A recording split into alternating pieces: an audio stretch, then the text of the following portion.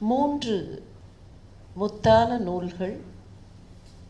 அந்த நூல்களுக்கு இன்றைக்கு பரிசு.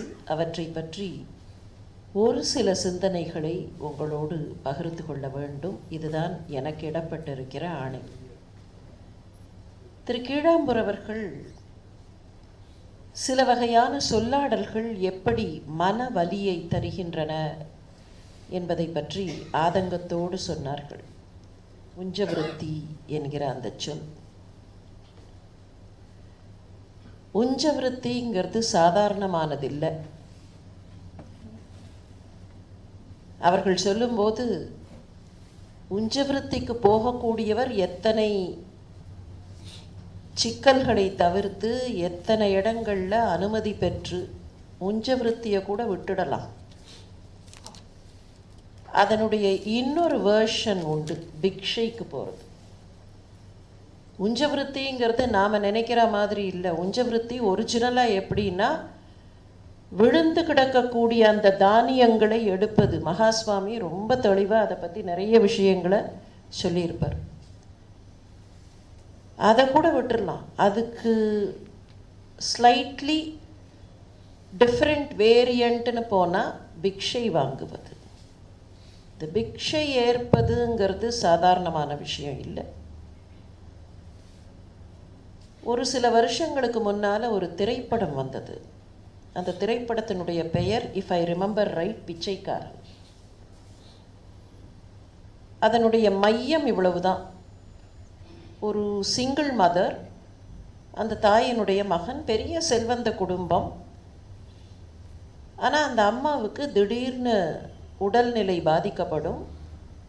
அம்மா படுத்த படுக்கையான உடனே மகனுக்கு தவிப்பாக இருக்கும். அப்போ ஒருத்தர் அந்த மகன்கிட்ட சொல்வார், நீ கொஞ்ச நாள் போய் நீ யாருங்கிறதே தெரியாமல், அந்த ஐடென்டிட்டியே தெரியாமல் பிச்சைக்காரனாக இரும்பர். நமக்கு கேட்கும்போது முதல்ல இது என்ன இதுன்னு தோணும். அந்த திரைப்படத்தை பற்றி இப்போ நான் சொல்ல வரல. ஆனால் அதில் இருக்கிற அந்த கான்செப்ட், தன்னுடைய அடையாளத்தையே அடக்கி கொண்டு, தன்னுடைய ஆணவத்தை எல்லாம் அடக்கி கொண்டு, தான் யாரு, நான் யாரு, நான் போய் இங்கே போய் பிச்சை கேட்குறதா அப்படின்னு உள்ளுக்குள்ளே வருமே ஒரு ஆணவம். அதை மொத்தமாக போட்டு கீழே தள்ளிட்டு போய் பிக்ஷை வாங்க வேண்டும் அப்படின்னு சொன்னால் அது எவ்வளோ பெரிய விஷயம். ஏன் தெரியுமா? இந்த பாரம்பரியத்தில் பிக்ஷைங்கிறத பழக்கப்படுத்தினார்கள் பிரம்மச்சாரிகளுக்கு. குருகுலத்தில் அவர்கள் இருக்கும்போதே பிக்ஷை என்பதை பழக்கப்படுத்தினதுக்கு ஒரு காரணம்தான். ஆணவம் அடங்க வேண்டும்னு சொன்னால் அந்த பருவத்திலேயே அந்த அகங்காரத்தை அடக்குவதற்கு சரியான வழி அடுத்தவர்களிடத்தில் போய் பிக்ஷை கேட்கிற அந்த பணிவு. அதுக்காக கொண்டு வரப்பட்டதே தவிர அது ஏதோ மற்றவர்களை எக்ஸ்ப்ளாய்ட் பண்ணி அதிலே இருந்து வாழுவதுங்கிறதுக்காக வந்த விஷயம் இல்லை.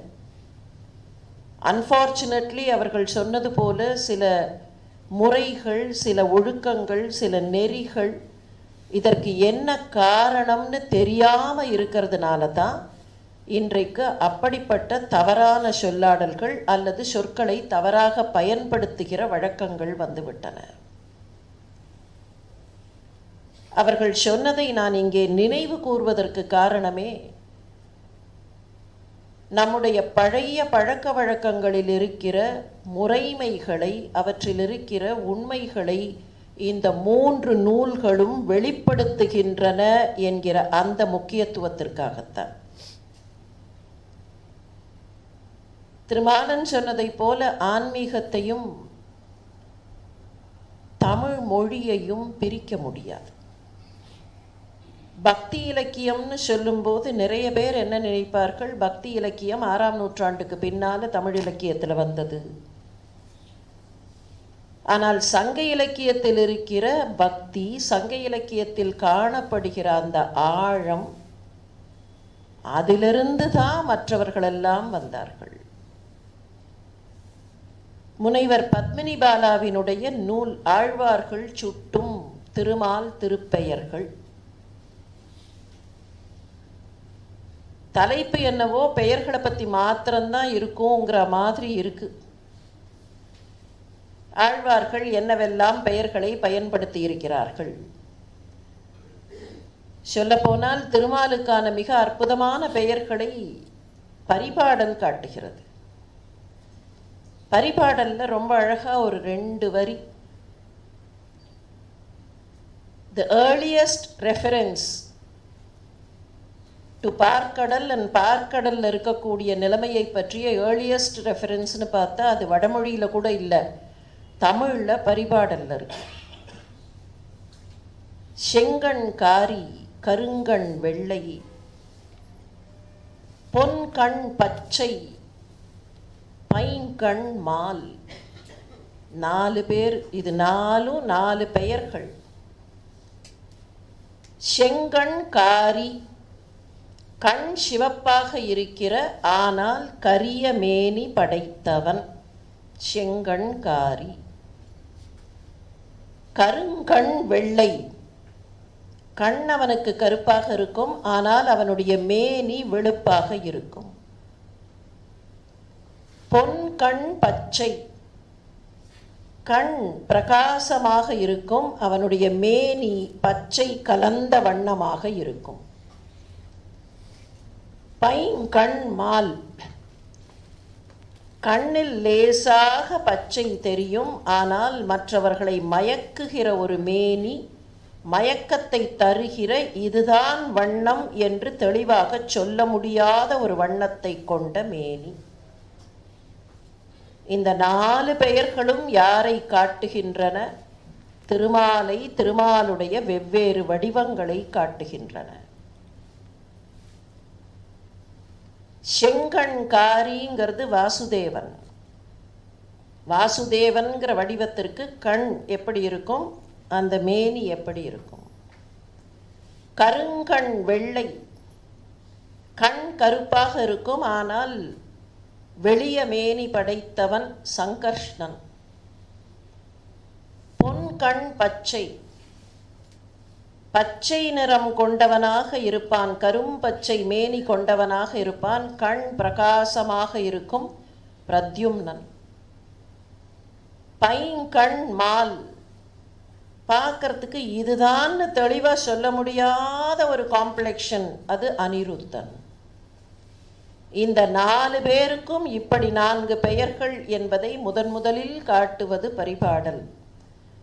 சங்க இலக்கியத்தில் காட்டப்படுகிற அந்த பெயர்கள் மாத்திரமில்லை, எப்படியெல்லாம் ஆழ்வார்கள் திருமாலை பாடியிருக்கிறார்கள், என்னவெல்லாம் சொல்லி இருக்கிறார்கள் என்பதை ஆங்கிலத்தில் ஒரு கம்பெண்டியம் என்பார்களே, அப்படி ஒரு கம்பெண்டியமாக இந்த நூலில் முனைவர் பத்மினி பாலா கொடுத்திருக்கிறார். பாராட்டுக்கள். இந்த நூலை படிப்பதற்கு எனக்கு கிடைத்த வாய்ப்புக்கு மிக்க நன்றி.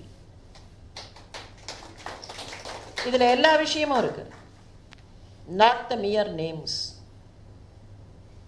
ஆழ்வார்களை பற்றி யாராவது தெரிந்து கொள்ள வேண்டுமா? இன்னைக்கு யாராவது ஒருத்தர் ஆழ்வார்களை பற்றி தெரிந்து கொள்ள வேண்டும், சுருக்கமாக தெரிந்து கொள்ள வேண்டும், ஆனால் முழுமையாக தெரிந்து கொள்ள வேண்டும் அப்படின்னு கேட்டாலும் சரி, இல்லை ஏற்கனவே ஆழ்வார்களை பற்றி தெரிந்தவர்கள் ஒரு குவிக் ரெஃபரன்ஸுக்கு ரெடி ரெக்கனர் மாதிரி எது எங்கெங்கே இருக்குன்னு உடனடியாக எடுக்கணும், எல்லாத்தையும் எடுத்து படிக்கிறதுக்கு எங்களுக்கு நேரம் இல்லைன்னு சொன்னாலும் சரி, ஏற்கனவே தெரிந்த விஷயங்கள் ஆனால் அதில் அவ்வளவா தெளிவில்லை, நிறைய வார்த்தைகளை வைத்துக்கொண்டு குழம்பிக் கொண்டிருக்கிறோம், இந்த வார்த்தைகளுக்கு தெளிவான விளக்கம் வேண்டும். வைஷ்ணவத்தில் இது கொஞ்சம் சிக்கல். இந்த பரிபாஷையில் இருக்கிற சில வார்த்தைகளுக்கு நேரடியாக விளக்கம் புரியாது. சாதாரணமாக சொல்லும்போதே கடவுளை ஏழ பண்ணுதல் அப்படிம்பார்கள். ஏழானா என்னான்னு கொஞ்ச நேரம் யோசிக்கணும். இன்னைக்கு இருக்கிறவர்களுக்கு அந்த தமிழ் சரியாக புரியலைன்னா ஏழாக்கும் ஏளனத்துக்கும் கன்ஃபியூஷன் வரும்.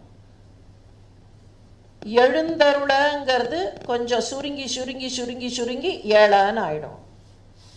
அப்போ இந்த மாதிரி பரிபாஷையில் இருக்கக்கூடிய சிக்கல்கள் ஆழ்வார் தமிழில் கொஞ்சம் உண்டு. நன்றாக தெரிந்தவர்களுக்கு கூட அந்த வார்த்தைகள் கொஞ்சம் தடுமாறும்.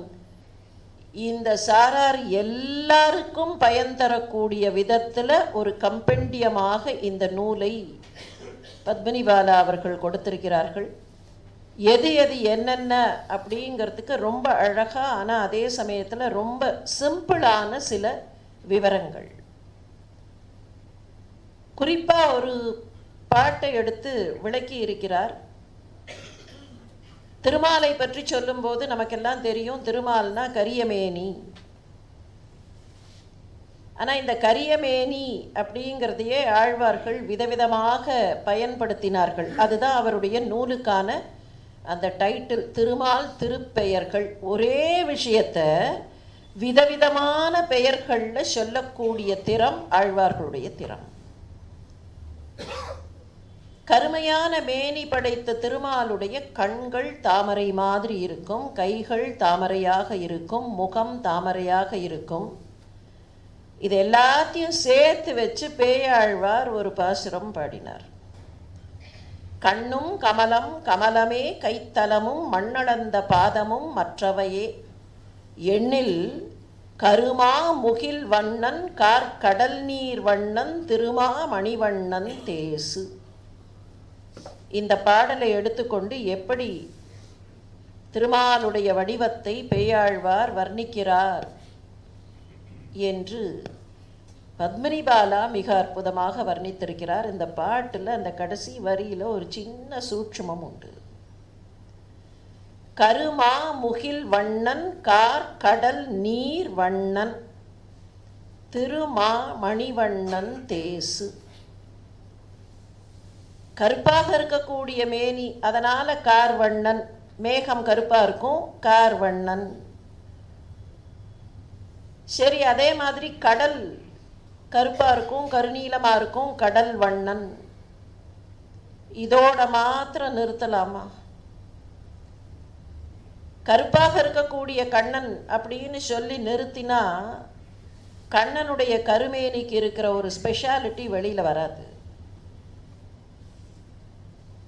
மார்கழி மாதம் ஆண்டாளுடைய பாசுரம் நினைவுக்கு வருகிறது. ஆண்டாள் என்ன சொன்னார்? ஊழி முதல்வன் உருவம் போல் மெய் கருத்து.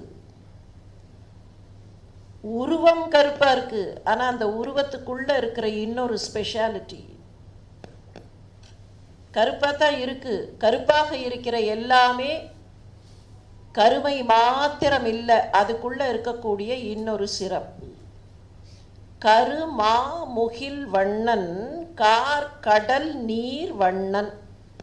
இதுக்குள்ள என்ன சிறப்புங்கிறத அடுத்த வரி காட்டும். திருமா மணிவண்ணன் தேசு.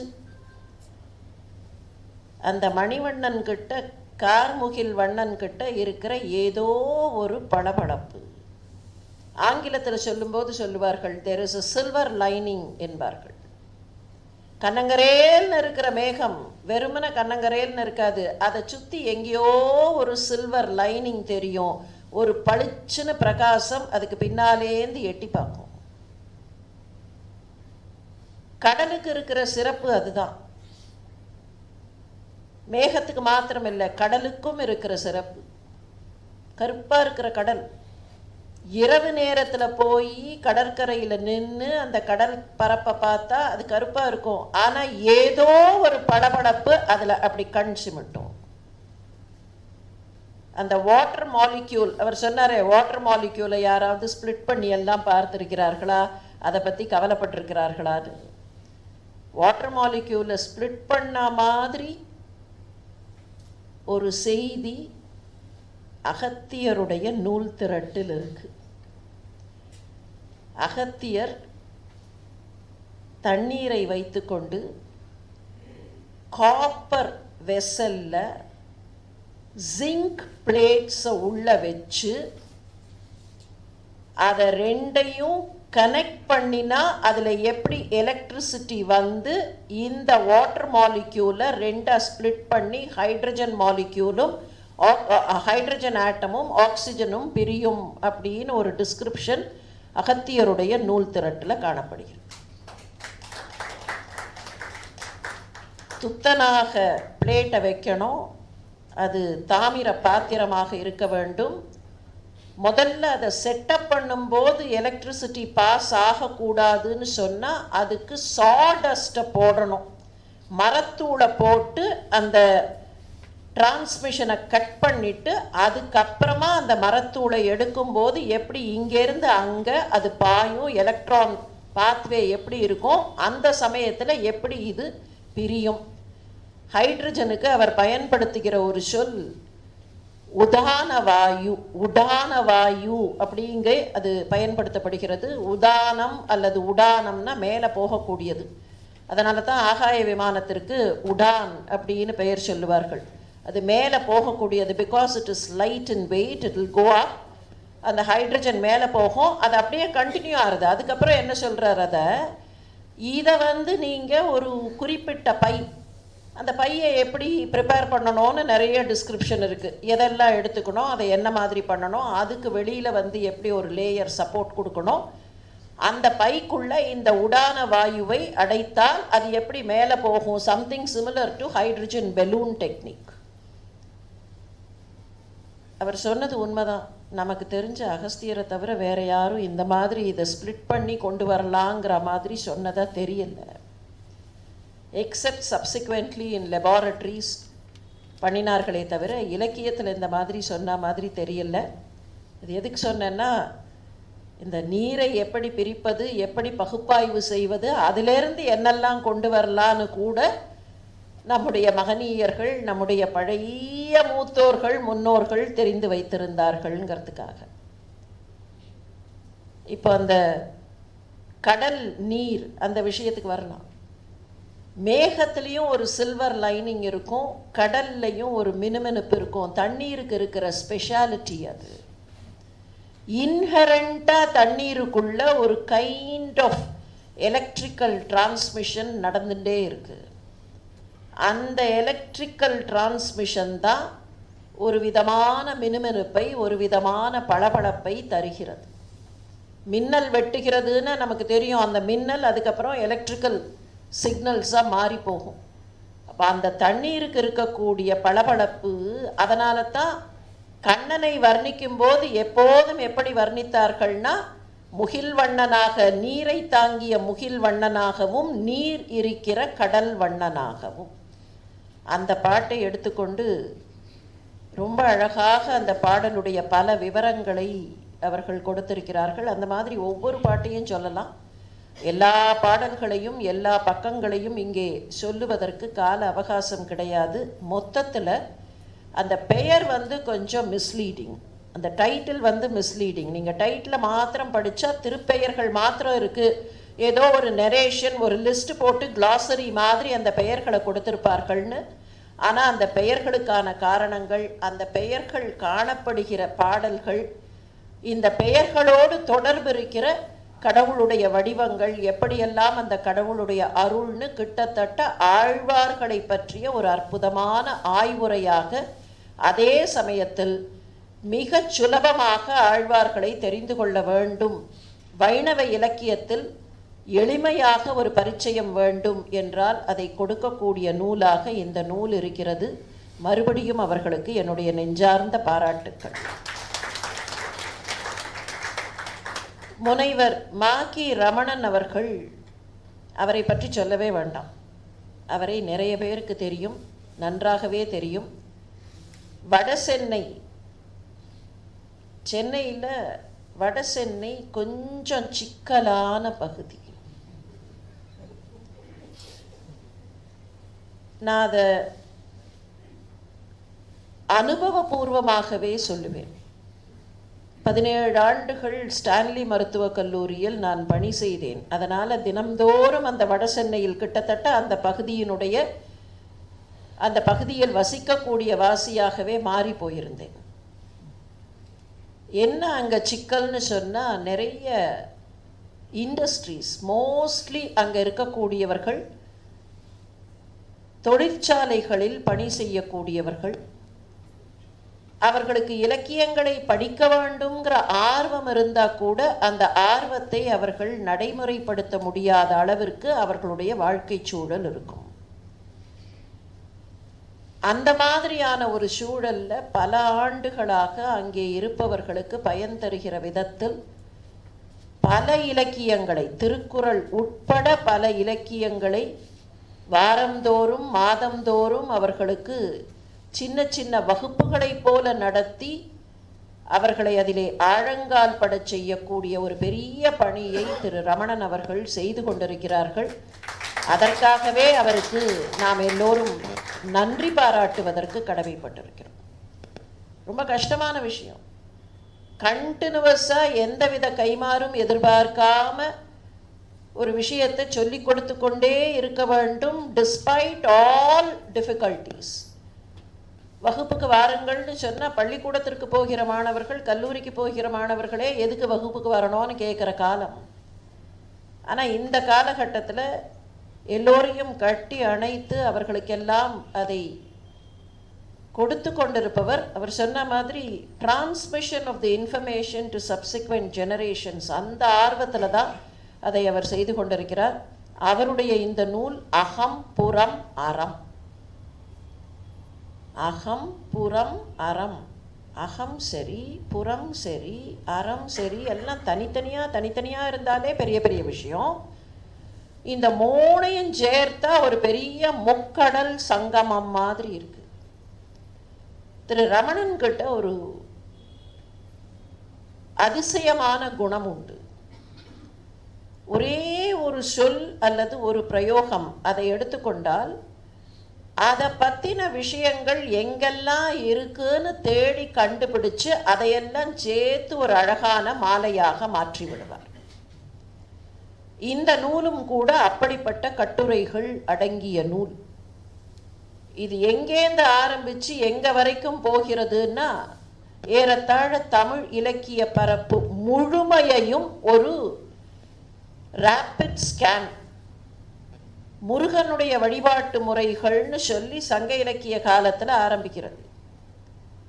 தொல்காப்பிய காலத்திலேயே சேயோன் மேய அப்படின்னு சொல்லப்பட்டிருக்கக்கூடிய அந்த குறிஞ்சி நில தலைவன் ஆரம்பித்து இந்த நூலுடைய கடைசி நிறைவு கட்டுரை பார்த்தா முதுமொழி காஞ்சின்னு போய் அதில் இருக்கக்கூடிய பாடல் வரிகள் என்பதாக காட்டுகிறது. இன்னா 40, இனியவை 40, ஆச்சாரக்கோவை, ஏலாதி, இப்படி பல நீதி நூல்களை பற்றிய கட்டுரைகள்.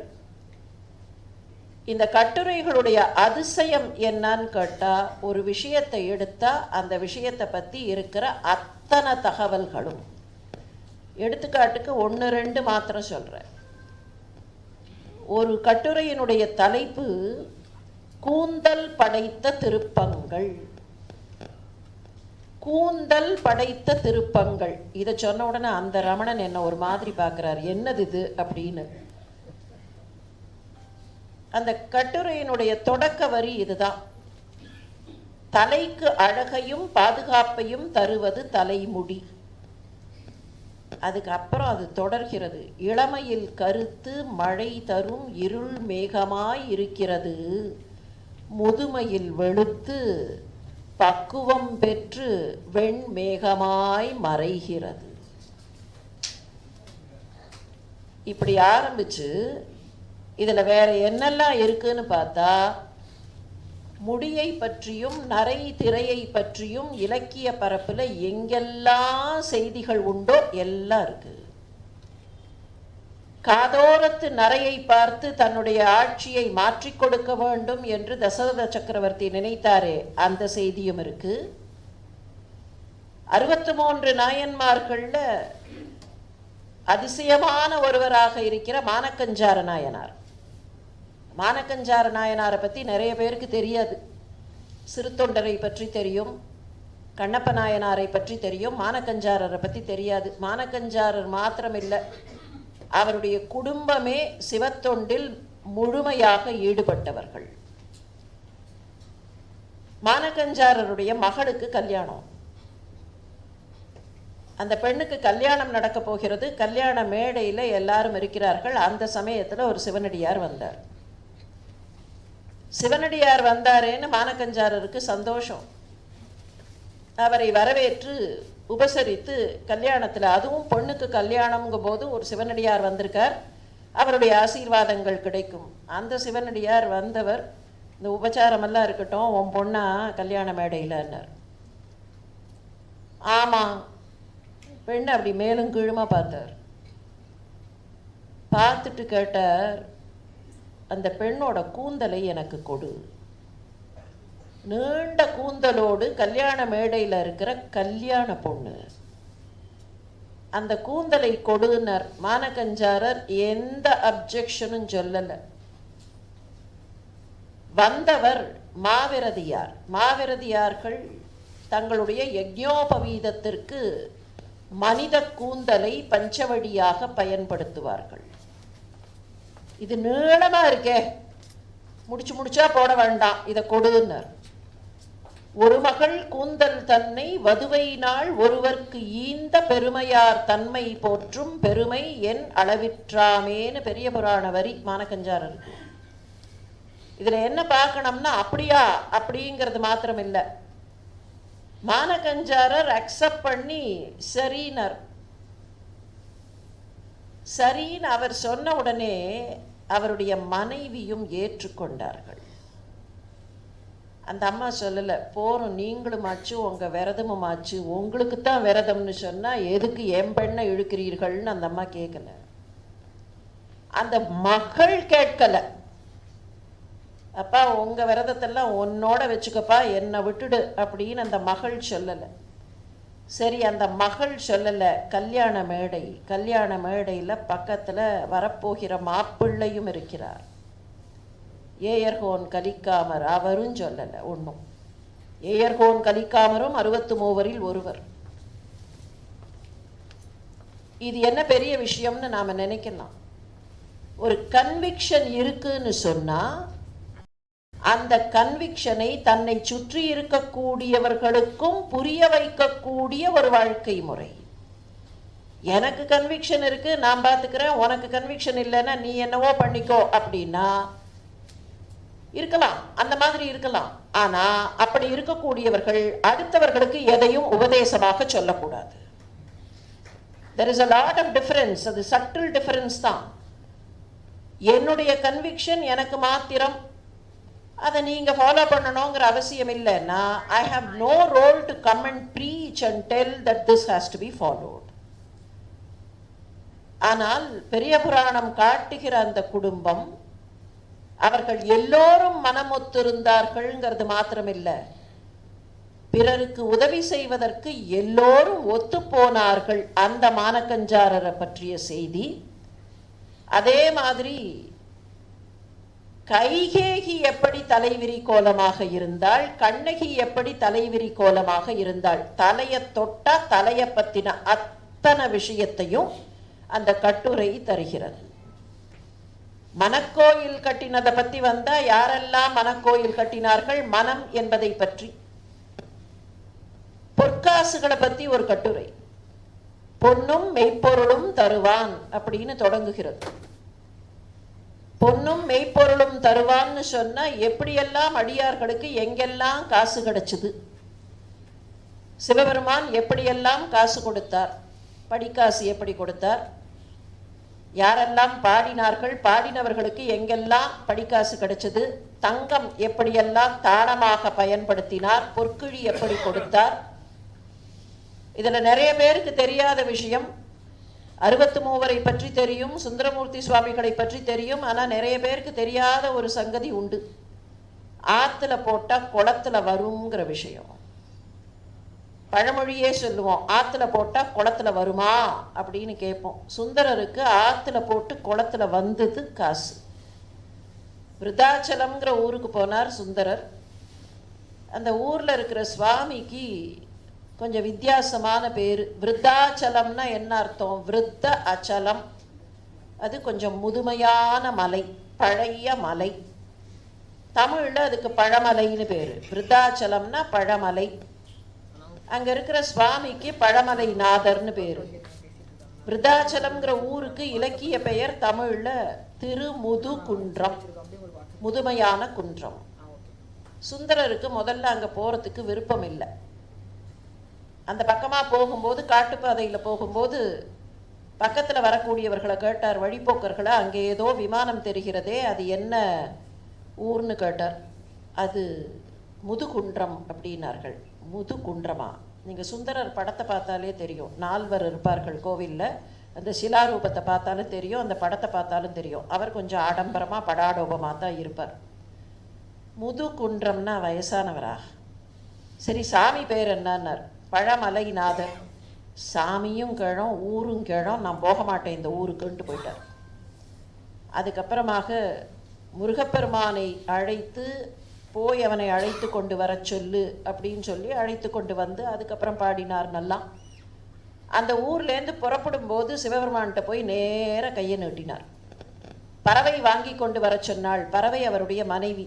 பறவை வாங்கி கொண்டு வர சொன்னால் எனக்கு காசு வேணும்னார். அவரும் ரொம்ப கடமையாக எவ்வளவுன்னார். 12,000 பொற்காசு. 12,000 பொற்காசு. நாளைக்கு கார்த்தால தானே நீ புறப்படுற, நாளைக்கு கார்த்தால ரெடியாக இருக்கும், கவலைப்படாத போ.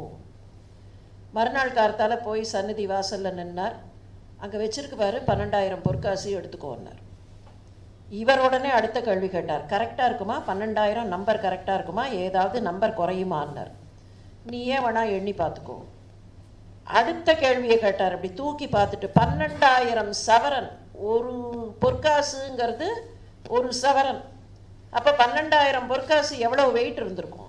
அந்த வெயிட் அப்படி தூக்கி பார்த்தார். தூக்கி பார்த்துட்டு அவர்கிட்ட சொன்னார், நான் தான் கேட்டேன், நீயும் கொடுத்தியே, எனக்கு தான் புத்தி இல்லை, உனக்கு இருக்க வேண்டாமான்னார். அவர் என்னான்னார். இல்லை, நான் தனியாக வந்திருக்கேன், நான் தனியாக போக போகிறேன், இவ்வளவு வெயிட்டை நான் எப்படி தனியாக தூக்கின்னு போவேன்? நான் கேட்ட உடனே நீ கொடுத்துட்டியே, அதுக்கு ஏற்பாடு பண்ண வேண்டாமா? கொடுக்குறவனுக்கு இதை எப்படி கொண்டு போய் கொடுக்கறதுன்னு சொல்ல தெரிய வேண்டாமா? அவர் கொஞ்சம் யோசிச்சுட்டு சொன்னார், ஐ எம் சாரி, ஆல் பூத கணங்கள் ஆர் அதர்வைஸ் பிஸி, அதனால யாரையும் இப்போ அனுப்ப முடியாது. ஏன்னா இன்னொரு இடத்துல நெல்லை இடம் மாத்துறதுக்கு பூதகணங்களை அனுப்புன்னு கேட்டார். அட்டித்தர பணியேனார், அவரும் அனுப்பினார். இப்போ சொன்னார் பூதகணங்கள்லாம் ஃப்ரீயாக இல்லை. சரி, என்ன பண்ணுறது? ஒன்றே ஒன்று பண்ணு, அங்கே ஒரு நதி ஓடுறதா இல்லையா, மணிமுத்தா நதி, அந்த மணிமுத்தா நதியில் போடு, உங்கள் ஊர் கமலாலய குளத்தில் போய் எடுத்துக்கோ. வருமானார். உனக்கு நம்பிக்கை இல்லையா என்னை பற்றி? சரின்னு போனார். 12,000 பொற்காசியும் நதியில் போடணும். போடுறச்சே அவருக்கு ஒரு சின்ன சந்தேகம் வந்தது. 12,000 இங்கே போட்டுட்டு அங்கே ஒரு வேளை 11,000 வந்ததுன்னா who is to keep witness? 12,000 தான் போட்டோங்கிறதுக்கு விட்னஸ் வேணுமா இல்லையா? யாரை விட்னஸாக கூப்பிடலான்னு பார்த்தார். ஒருத்தர் ரெடியாக காத்துட்டு இருந்தார். அங்கே கிடுகிடுன்னு ஓடி வந்தார். எண்ணிக்கணுமா? நான் எண்ணிக்கிறேன்னார். ஆழத்து பிள்ளையார். இப்போவும் விருத்தாச்சலம் கோயிலில் ஆழத்து பிள்ளையார் சன்னதி கொஞ்சம் அப்படி கீழே போனால் இருக்குது. 12,000 பொற்காசு அங்கே போட்டார். புறப்பட்டு திருவாரூருக்கு வந்தார். வந்த உடனே நேராக வீட்டுக்கு போனார். மனைவி பறவை நாச்சியார் இருந்தார்கள். உடனே வா, இப்போ தான் ஊர்லேருந்து வந்தீர்கள், ஸ்நானம்லாம் பண்ண வேண்டாமா? அதெல்லாம் ஒன்றும் வேண்டாம், வா, அங்கே போய் குளத்துலேருந்து அந்த காசெல்லாம் எடுக்கணும். போய் நின்னார்கள். பறவையை படிக்கட்டில் நிற்க சொல்லிட்டு கீழே இறங்கினார். கீழே போய் அந்த தண்ணீரில் நின்று பொன் செய்த மேனியினீர், பொன் செய்த மேனியினீர், புலித்தோலை அரை கசைத்தீர்னு பாட ஆரம்பித்தார். 8 பாட்டு பாடினார், ஒன்றுமே வரல. பறவை இவள் முகப்பே, பறவை பார்த்துட்டு இருக்காளே, அவளுக்கு முன்னால நீங்கள் இப்படி என்னை வருத்தப்படுத்தலாமா, நீங்கள் இதை கொடுக்க வேண்டாமான்னு பாடினார். 8 பாட்டுக்கு அப்புறம் 9வது பாட்டில் காசு மெல்ல மெல்ல மெல்ல மெல்ல மிதந்து வந்தது. ஒன்றொன்னா எடுத்துட்டார். 12,000 இருந்தது. பறவை சொன்னார்கள், சரி வாருங்கள், கொடுத்துட்டாரே போகலாம்னார்கள். அதுக்குள்ளே பதிகம் பாடி முடிச்சிட்டார். இல்லை இல்லை, இன்னொரு வேலை மிச்சம் இருக்குன்னார். என்னன்னு கேட்டார்கள். கொஞ்சம் இரு, இவர் ஏன் ஊர்லேருந்து வந்து ஸ்நானம் கூட பண்ணாமல் அந்த சட்டையை கூட மாற்றாமல் வந்திருந்தார் தெரியுமா? அந்த சட்டையிலேருந்து மெல்ல ஒரு துண்டை எடுத்தார். என்னது? தங்கத்துண்டு.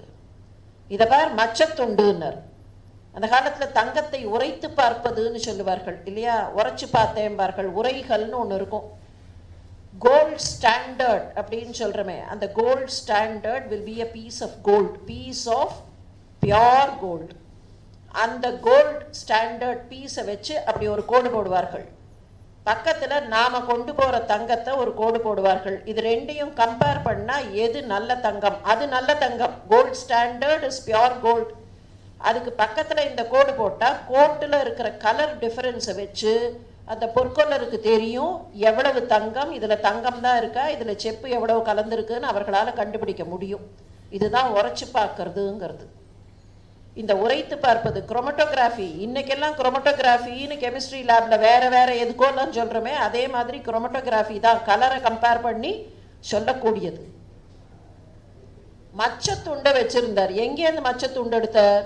12,000 காசு அங்கே போட்டாரா இல்லையா, அதில் ஒரு சின்ன பிட்டை உடைச்சி வச்சுட்டு இருந்தார்.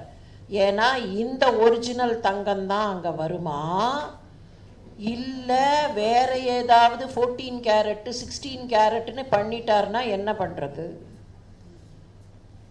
இப்போ உரைச்சி பார்க்கணும், 12,000 மறுபடியும் உரைச்சி பார்க்கணும். யார் உரைக்கிறது? அப்போ ஒருத்தர் ரெடியாக உட்காந்துட்டு இருந்தார், கையில் கல்லோட. மாற்று உரைத்த விநாயகர், கமலாலய குளக்கரையில் மாத்தரிச்ச விநாயகர்னு ஒருத்தர் இருப்பார். மாற்று உரைத்த விநாயகர் தான் மாத்தரிச்ச விநாயகர்னு பேச்சு வழக்கில் மாறிட்டார். அவர் உட்காந்து ஒன்றொன்னா உரைச்சி பார்த்தார். 12,000 ஃப்ராடு, 12,000 ஃப்ராடு. இந்த மாதிரி பண்ணிட்டியேன்னு மறுபடியும் ஒரு பதிகம் பாடினார். அந்த பதிகத்தை கேட்டதுக்கப்புறம், பாட்டு கேட்டதுக்கப்புறம் 12,000 நல்ல பொற்காசுகள் வந்ததாக சேக்கிழார் சொல்கிறார். இதில் என்னன்னா, முதல்ல பாடினாரே பொன் செய்த மேனியினீர், அந்த பதிகம் கிடைச்சிருக்கு.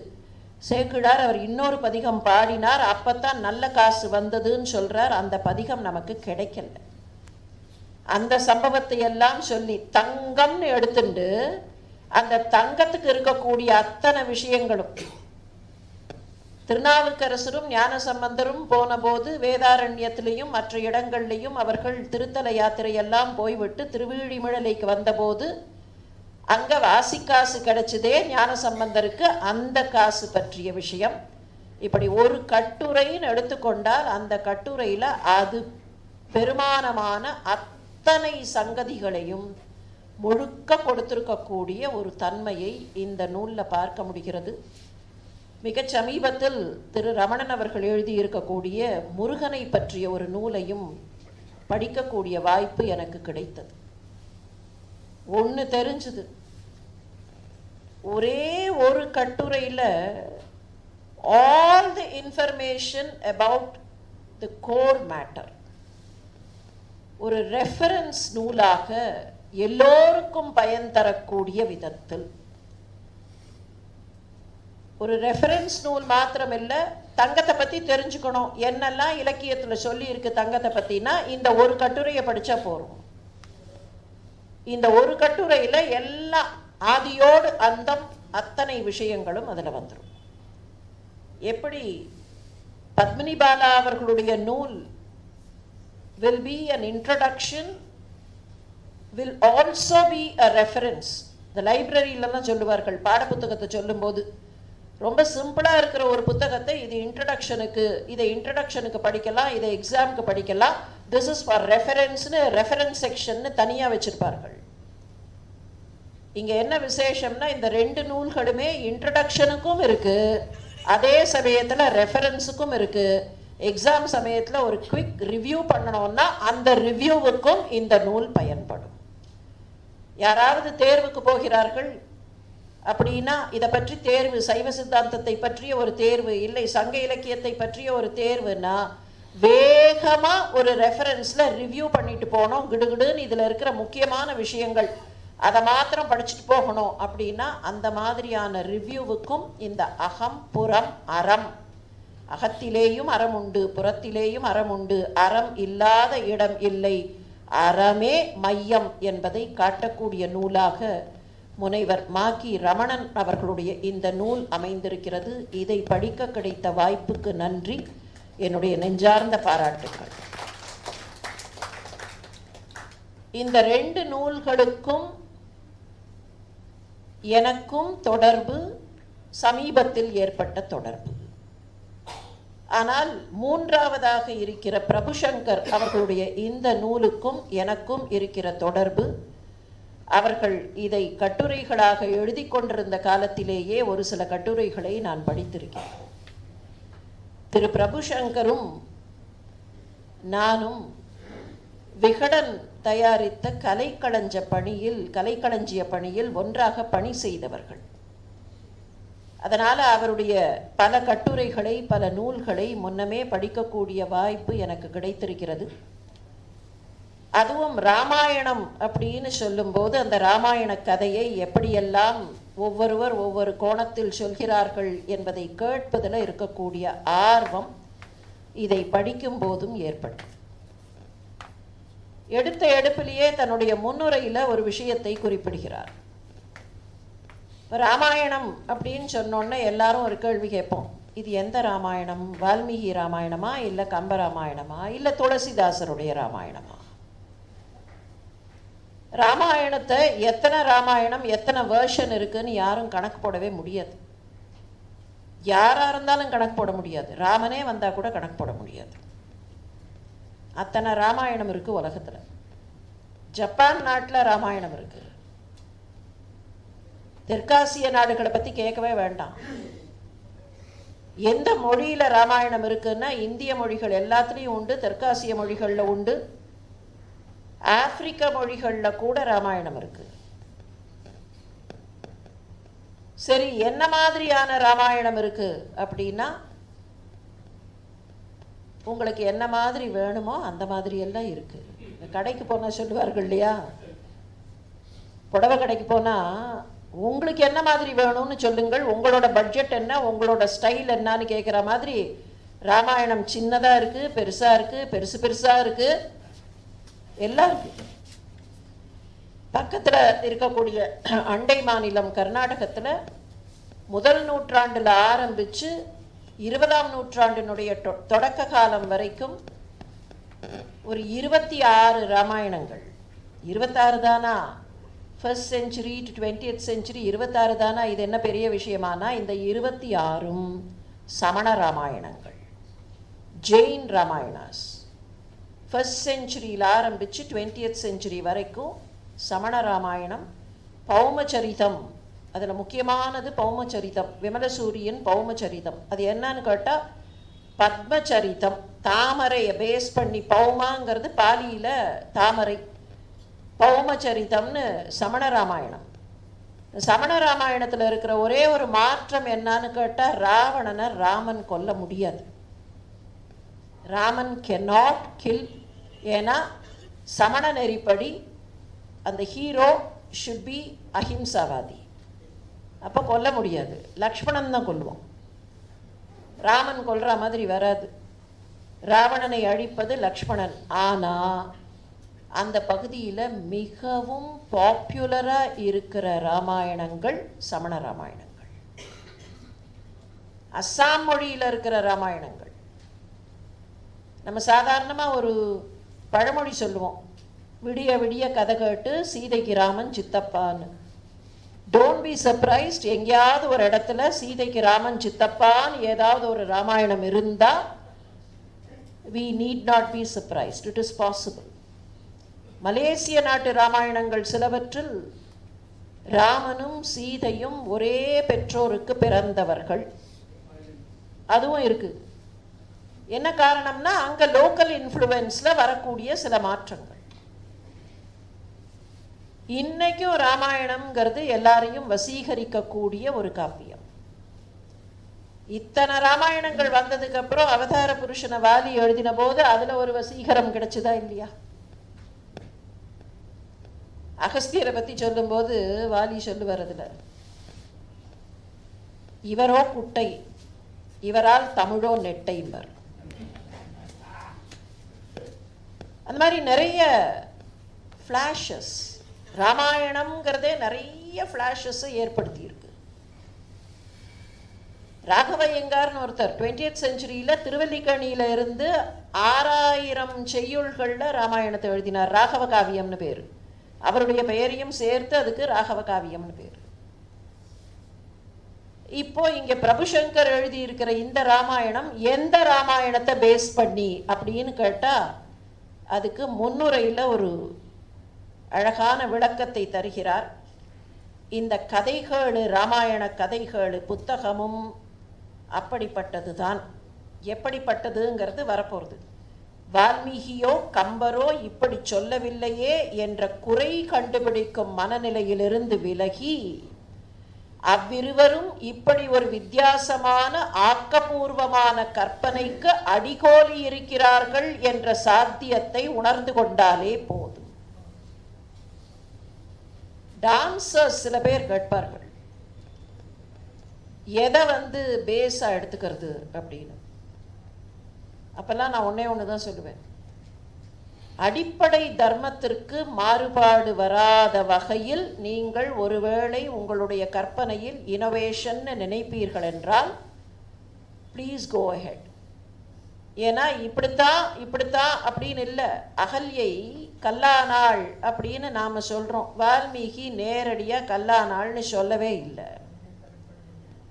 வால்மீகி ராமாயணத்தில் ஒரு வரியை கண்டுபிடிக்கலாம், ஷிலா பூத்வான்னு ஒரு வரி இருக்குது. ஆனால் அந்த ஷிலா பூத்வா வரி எங்கே இருக்குன்னா, in the southern recension of Ramayana. Valmiki ராமாயணத்திலேயே ஒரு 4 புலங்கள் சேர்ந்த பதிப்புகள் உண்டு. வடநாட்டிலெல்லாம் இருக்கக்கூடிய நார்தர்ன் ரிசென்ஷன், கிழக்கு பக்கத்தில் இருக்கக்கூடிய ஈஸ்டர்ன் ரிசென்ஷன், வடமேற்கு மாநிலங்களில் கிடைச்ச நார்த் வெஸ்டர்ன் ரிசென்ஷன், தென் மாநிலங்களில் கிடைச்ச சதர்ன் ரிசென்ஷன். தென்புல பதிப்பு, வடபுல பதிப்பு, கிழக்கு பதிப்பு, கீழை பதிப்பு, வடமேற்கு பதிப்பு. இந்த பதிப்புங்கிறது ஒரு பதிப்பு இல்லை. என்ன பண்ணினார்கள்னா, அங்கங்கே கிடைக்கக்கூடிய சுவடிகள் எல்லாம் எடுத்து வச்சு, இதெல்லாம் இந்த ஏரியாவில் கிடைச்சிருக்கு, இதில் பிரதானமாக இருக்கிற ஸ்டோரி அப்படின்னு எடுத்தார்கள். அந்த மாதிரி எடுத்ததுலேயே 4 இருக்கு. அந்த 4ல் தென்பகுதியில் இருக்கிறதுல சில மாற்றங்கள் உண்டு. அப்போ யார் வேண்டுமானாலும் அடிப்படை தர்மத்திற்கு மாற்றமில்லாமல் அந்த ராமாயணத்திலிருந்து பல பாடங்களை கற்றுக்கொள்ளலாம். அப்படிங்கிறது தான் கதைக்கேளு ராமாயண கதைக்கேளு அப்படிங்கிற பிரபுசங்கருடைய இந்த நூலின் ஆதாரம். ஊர்மிளையை பற்றி ஒரு அற்புதமான கட்டுரை இதில். ஊர்மிளை லக்ஷ்மணன் மனைவி. எல்லாருக்கும் ஒரு ஆதங்கம் உண்டு, லக்ஷ்மணன் ஊர்மிளையை அம்போன்னு விட்டுட்டு அவன் பாட்டுக்கு 14 வருஷம் ராமன் பின்னாலேயே போயிட்டானே, ஊர்மிளையை பற்றி நினைத்து பார்த்தானா அப்படின்னெல்லாம் கொஞ்சம் ஆவேசமாக சில பேர் குரல் எழுப்புவார்கள். ஊர்மிளையை பேஸ் பண்ணி சாக்கேத்துன்னு ஒரு ராமாயண வேர்ஷன் உண்டு. ஊர்மிளையை பற்றி எழுதுகிறார். அந்த ஊர்மிளை என்ன நினைச்சிருந்திருப்பா, எப்படி செயல்பட்டிருந்திருப்பா. ஊர்மிளை மகா ஞானி. ராமாயணத்தில் 2 விமன் கேரக்டர்ஸ், அவர்களுடைய டெப்த், அந்த ஞானத்தினுடைய டெப்த்தை புரிஞ்சிக்கவே முடியாது. ஒருத்தி சுமித்ரை, இன்னொருத்தி ஊர்மிளை. இந்த 2 பேருடைய ஞானம், 2 பேரும் ஸ்தித பிரஜை நிலையில், ஆனால் அதே சமயத்தில் மற்றவர்களுக்கு உதவி செய்யக்கூடியவர்களாக, ஆழமான ஞானம் கொண்டவர்களாக இருந்தவர்கள். ஊர்மிளை லக்ஷ்மணன் காட்டுக்கு போகணுங்கிற நிலைமையில் ஊர்மிளைக்கும் லக்ஷ்மணனுக்கும் நடக்கக்கூடிய கான்வர்சேஷன் தான் ஊர்மிளையை பற்றிய அந்த கட்டுரையினுடைய நிறைவு பகுதி. அவன் வரான், ஊர்மிளைகிட்ட சொல்லணும், அண்ணனோட காட்டுக்கு போகிறதுங்கிற தீர்மானத்தை அவன் எடுத்துட்டான். பர்மிஷனையும் வாங்கிட்டான். ராமன்கிட்டையும் பர்மிஷனை வாங்கியாச்சு, அம்மா கிட்டையும் பர்மிஷனை வாங்கியாச்சு. அந்த சந்தர்ப்பத்தில் ஊர்மிளையை சந்திப்பதற்காக அவகிட்ட சொல்கிறதுக்காக வரான். தன் கணவன் தன்னை நோக்கி வருவதை கண்ட ஊர்மிளை அவனுடைய முகத்தில் கலக்கத்தையும் நடையில் தளர்வையும் கண்டாள். சின்ன விஷயத்திற்கெல்லாம் உடனே எதிர்வினை ஆற்றக்கூடியவன் அவன் என்பது அவளுக்கு தெரியும். இப்போது என்ன குழப்பமோ தெரியலையே, நடையிலேயே இவ்வளவு தளர்வே என்று நினைக்கிறாள். பக்கத்தில் வருகிறான். அவன் பேசும்போதே கொஞ்சம் தடுமாறுறான். வந்துன்னு இழுக்கிறான். நாளைக்கு அண்ணாவுக்கு பட்டாபிஷேகம் இல்லைன்னு அப்பா சொல்லிட்டார், அரியணை பரதனுக்குன்னு சொல்லிட்டார். ஊர்மிளைக்கு கொஞ்சம் முன்னால் இந்த நியூஸ் வேற எப்படியோ கிடச்சிருது. சரி, அதனால் இந்த விஷயம் அவளுக்கு தெரியும். அவளுக்கு புரியல, மூத்த அண்ணனுக்கு இல்லைங்கிறதுக்காக வருத்தப்படுறாரா, பரதன்கிற இளைய அண்ணனுக்கு கிடைச்சதுங்கிறதுக்காக சந்தோஷப்படுறாரா தெரியலையே. இந்த ரியாக்ஷன் சரியா தெரியலையே. அதனால் அவள் ரியாக்ட் பண்ணாமல் என்ன சொல்ல போகிறான்னு காத்துட்டுருக்கா. நானும் காட்டிற்கு போக போகிறேன். அப்போ தான் சொல்கிறான், அண்ணா காட்டுக்கு போகணும்னு அப்பா சொல்லிட்டார் என்ன விபரீதம்னு கேட்குறான். நானும் காட்டுக்கு போகிறேன். அவளுக்கு கொஞ்சம் ஷாக்கிங்காக இருக்குது. அந்த இனிஷியல் ஷாக் அப்படியே அதை கட்டுப்படுத்தி கொண்டு, சரி எப்படியா இருந்தாலும் அந்த அண்ணனை பிரியாதவர் நீங்கள், அதனால் இந்த மாதிரி நீங்கள் முடிவெடுத்திருக்கிறது இட் இஸ் நாட் சர்ப்ரைசிங். ஆனால் ஒரே ஒரு கேள்வி கேட்குறா. இப்போ என்கிட்ட வந்து சொல்லுகிறீர்களே உங்கள் அம்மாவுக்கு இது தெரியுமாங்கிறா. உங்கள் அம்மாவுக்கு இது தெரியுமா, அம்மாட்ட சொல்லிட்டீர்களா? அவள் கேட்குறதுல ஒரு நுணுக்கம் இருக்குது. அதை இந்த இடத்துல அவர் சொல்லலை, ஆனால் ஒரு நுணுக்கம் அந்த இடத்துல இருக்குது. சுமித்ரை தான் லக்ஷ்மணன் கேட்காமலே நீ போடா அப்படின்னு சொன்னவர். வால்மீகியும் கம்பரும் அந்த இடத்துல அப்படியே வெர்பாட்டும் ஒத்து போவார்கள். அங்கே வால்மீகி சொல்லுவார், அடவீம் வித்தி அயோத்தியா. நீ அந்த அட்டவியை நினச்சிக்கோ, அந்த காடு இருக்கு பத்தியா, இனிமே உனக்கு அயோத்தி எங்கேன்னு கேட்டால் அந்த காடு தான் உனக்கு அயோத்தி. சீதை கூட போகிறாளா இல்லையானே அப்போ தெரியாது. ஆனால் சுமித்ரை சொல்லுவா, இனிமே உனக்கு அம்மா யார் தெரியுமா, ஜனகருடைய மகள் இருக்காளே அவ தான். இனிமே உனக்கு அப்பா யார் தெரியுமா, அந்த ராமன் தான். ராமம் வித்தி தசரதம். ராமனையே உன்னுடைய தந்தையாக நினைத்துக்கொள். இனிமே சீதை தான் உனக்கு அம்மா, அந்த காடு தான் உனக்கு அயோத்தி. புறப்படுன்னா அப்படியே வரும். கம்பரும் வால்மீகியும் ஒத்து போவார்கள்.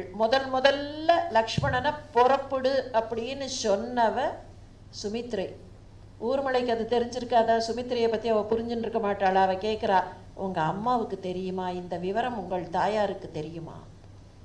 தெரியும், அவர்களை பார்த்து விட்டு தான் வருகிறேன் அப்படின்னு சொல்லிட்டு சீதையும் ராமனோடு செல்ல போகிறாள்ங்கிறதையும் சொல்கிறான்.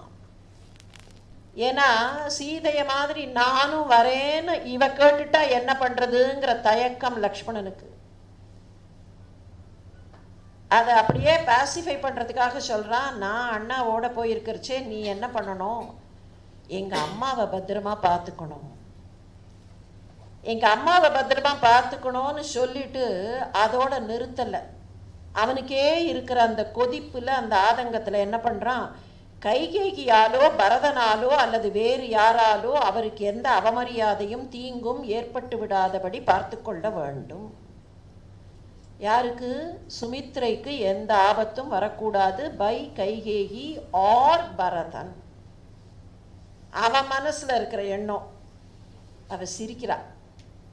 மெல்ல சிரித்தாள் ஊர்மிளை. நீங்கள் அனாவசியமாக கற்பனை செய்து கொள்ளாதீர்கள். கைகேகி அன்னையாரும் பரதன் அண்ணனும் உங்கள் தாயார் மீது காட்டும் பிரியம், அரவணைத்து கொள்ளும் நேர்த்தி, இவற்றை நீங்கள் கவனிக்க தவறியிருக்கலாம். நான் பல சந்தர்ப்பங்களில் பார்த்திருக்கிறேன். அவை எப்பேற்பட்டவாங்கிறத அந்த இடம் காட்டும். லக்ஷ்மணனுக்கு கூட அப்ப இருந்த அந்த மனநிலையில பரதன் மேல கோபம் வருது, கைகேகி மேல கோபம் வருது. ஆனால் ஊர்மிளைக்கு அந்த தருணத்துல கூட அவர்கள் மேல எந்த கோபமும் வரல. இதை சொல்லிட்டு அவ கடைசியா சொல்றா, நீங்க காட்டுல அவருக்கு உதவியாக இருங்கள், ஆரண்யத்தில் நீங்கள் அவருக்கு வழிகாட்டியாக விளங்குங்கள், காட்டில் அவருக்கு முன்னே நீங்கள் சென்று பாதையில் இருக்கிற சிறு சிறு கற்கள், முள் செடிகள், அவரது பொற்பாதத்தை தீண்டும் ஆவலில் ஓடோடி வரும் விஷ ஜந்துக்கள் ஆகியவற்றை நீக்கியபடி அவருக்கு வழிகாட்டி செல்லுங்கள், சென்று வாருங்கள். அந்த இடம் முடிகிறது. கண்களில் நீர் பனித்தது லக்ஷ்மணனுக்கு. இந்த இடத்த பார்க்கும்போது இது வெறும் ராமாயணம் மாத்திரம் இல்லை, திருநாவுக்கரசர் கொஞ்சம் வந்து எட்டி பார்க்குற மாதிரி இருக்கு.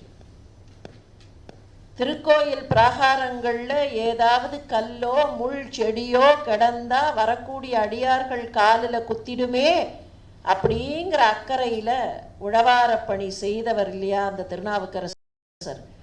அந்த திருநாவுக்கரசர் இங்க ஊர்மிளை கிட்ட போய் உக்காந்தாரா இல்லை ஊர்மிளை அந்த திருநாவுக்கரசர்கிட்ட வந்து உக்காந்தாளான்னு தெரியல. ஒரு அற்புதமான ராமாயண படைப்பாக, கொஞ்சம் வித்தியாசமாக அந்த கதையின் சில இடங்களை காட்டக்கூடிய படைப்பாக இந்த நூல் இருக்கிறது. ஒரே ஒரு இடத்த மாத்திரம் கூடுதலாக தொட்டு காட்டி விட்டு விடைபெறுகிறேன். மாரீச்சன். மாரீச்சன் தாடகையினுடைய மகன். ராமாயண கதையில் வரக்கூடியது எந்த ராமாயணமாக இருந்தாலும் இந்த இடம் கிட்டத்தட்ட ஒரே மாதிரி தான் இருக்கும். தாடகை இறந்து போனாள். தாடகை இறந்து போன உடனே அவளுடைய 2 மகன்கள் சுபாகு, மாரீச்சன் 2 பேரும் ராமன்கிட்ட சண்டைக்கு வந்தார்கள். சுபாகு ராமனுடைய அம்பால் அழிந்தான். இன்னொரு அம்பு, சில வேர்ஷனில் எப்படி இருக்குன்னா அதே அம்பு சுபாகுவை வீழ்த்தி விட்டு மாரீச்சனை அப்படி தொடர்றதுக்காக போச்சு. மாரீச்சன் அதுலேருந்து தப்பிச்சு ஓடினான். தப்பிச்சு ஓடி கடைசியில் போய் கடலில் குதிச்சான். கடலுக்கு போய் அவன் குதிச்ச உடனே ராமனுடைய அம்பு தானும் கடலுக்கு போச்சு. அந்த அம்புக்கு ஒரு குணம் உண்டு, அது அந்த இரத்தக்கரையோடு இருக்காது. அதுவும் கெட்டவர்களுடைய இரத்தத்தோட அந்த அம்பு கூட இருக்காது. அது கடலுக்கு போய் தன்னை தூய்மைப்படுத்தி கொண்டு மறுபடியும் ராமனுடைய அம்பரா தூணிக்கே வந்துவிடும். இதுதான் வால்மீகமும் கம்பரும் காட்டுகிற படைப்பு. இப்போ அந்த கடலில் போய் அவன் குதிச்ச உடனே இது போச்சா இல்லையா, கடலுக்கு போய் அந்த ரத்தம் போன உடனே இதுக்கு நல்ல நினைப்பு வந்தது, நாம் திரும்பி போகலாம்னு அது திரும்பி வந்துடுது. முதுகு காட்டி கொண்டு போகக்கூடியவர்களை ராமனுடைய அம்பு கூட விரட்டாது. கடல்ல குதிச்ச மாரீச்சன் தான் அப்படியே கடலுக்கடியிலேயே நீந்தி போய் இலங்கையில ராவணன் கிட்ட அடைக்கலமாக போனான்ங்கிறது அந்த கதை. இப்ப ராமனுடைய அம்பு மாரீச்சனை விட்டு விட்டது. அப்படி ஏன் விட்டதுங்கிறதுக்கு காரணம் விஸ்வாமித்திரருக்கும் தெரியலையா, லக்ஷ்மணனுக்கும் தெரியலையா. அந்த சூழல்ல இருந்தவர்கள், அந்த 2 பேரும் கூட இருந்தவர்கள் 2 பேருக்கும் என்ன காரணம்னு தெரியல. ராமனின் பராக்கிரமத்தை புரிந்து கொண்ட மாரீச்சன் அங்கிருந்து தப்பித்தோம் பிழைத்தோம் என்று ஓடினான். விஸ்வாமித்திரருக்கும் சரி, லக்ஷ்மணனுக்கும் சரி, மாரீசனை ராமன் வதைக்காமல் விட்டது ஏன் என்று புரியாத குழப்பமாக இருந்தது. அவர்கள் பார்வையிலேயே அந்த சந்தேகம். ராமன் பதில் சொன்னானாம், ஏற்கனவே இவனுடைய தாயை நான் வதைத்து விட்டேன், இவனுடைய சகோதரனையும் வதைத்து விட்டேன், இந்த குடும்பத்தில் இவன் ஒருத்தனாவது மிச்சம் இருக்கட்டும்னு நினைச்சேன், அதனால் அவனை கொல்லாமல் விட்டு விட்டேன். ராமனுடைய கருணை எப்படி அப்படிங்கிறத காமிச்சிட்டு கடைசியில் கவிக்கூற்றுன்னு சொல்லுவார்கள் இல்லையா காப்பியத்தில், அந்த மாதிரி பிரபுசங்கர் தன்னுடைய பிரபு கூற்றாக ஒன்றை இங்கே எழுதுகிறார். இந்த மாரீச்சந்தானே ராவண வதத்துக்கு முக்கியமான காரணமாக இருக்க போகிறான். அது தெரிஞ்சதுனால தான் ராமன் இங்கே அவனை ஒன்றுமே கண்டுக்காம விட்டுட்டார் போல இருக்கு. அங்கே போய் அவன் திரும்பி வரப்போகிறான். ராமாயண கதையை சற்றே புதிய கோணத்தில், ஆனால் பழமை மாறாமல், அந்த பழமையின் தர்மம் மாறாமல் தந்திருக்கக்கூடிய நூல். இந்த நூலை படிப்பதற்கு கிடைத்த வாய்ப்புக்கு என்னுடைய நெஞ்சார்ந்த நன்றி. திரு பிரபுசங்கர் அவர்களுக்கும் என்னுடைய நெஞ்சார்ந்த வாழ்த்துக்கள், பாராட்டுக்கள். இந்த 3 நூல்களுமே பேசிக்காக ஒன்று தான் சொல்லணும். இந்த நூல்கள் அடிப்படை அறத்திலே இருந்து மாறுபடாமல் அமைந்திருப்பவை. இனோவேட் பண்ணலாம், கிரியேட் பண்ணலாம், புதுசாக சிந்திக்கலாம்.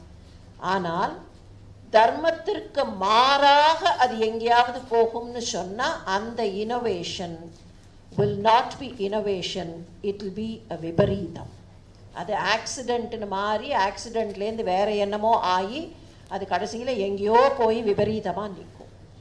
அந்த மாதிரியான ஒரு இனோவேஷனாக இல்லாமல் தர்மத்தை அடிப்படையாக வைத்துக்கொண்டு, அறத்தை அடிப்படையாக வைத்துக்கொண்டு இந்த 3 நூல்களுமே அமைந்திருக்கின்றன. இந்த 3 நூல்களும் இன்றைக்கு பரிசுகளை பெறுகின்றன என்கிற வகையில் இந்த 3 நூலாசிரியர்களுக்கும் என்னுடைய நெஞ்சார்ந்த பாராட்டுதல்களை தெரிவித்து, இந்த நூல்களை படிப்பதற்கும் இந்த கோணங்களை புரிந்து கொள்வதற்கும் கிடைத்த வாய்ப்புக்கு திரு கீழாம்பூர் அவர்களுக்கும், தேஜஸ் ஃபவுண்டேஷனை சேர்ந்த பெருமக்களுக்கும், கிருஷ்ணா ஃபவுண்டேஷனை சேர்ந்த பெருமக்களுக்கும், உங்கள் அனைவருக்கும் என்னுடைய நெஞ்சார்ந்த நன்றிகளை உரித்தாக்கி விடைபெறுகிறேன். வணக்கம்.